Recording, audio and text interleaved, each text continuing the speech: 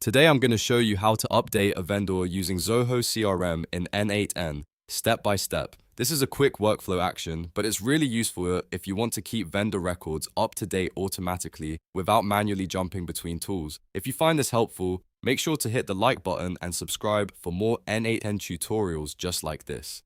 Alright, let's get into it. First, open the workflow you want to work on inside N8n. This is the workflow where you'll add or edit the Zoho CRM action. Once your workflow is open, look over to the Nodes panel. This is where N8n keeps all of the available integrations and actions you can use. In the Nodes panel, search for or select Zoho CRM. When you see it, click it to add it into your workflow. After that, you'll need to choose the specific action you want. From the available Zoho CRM actions, select Update a Vendor.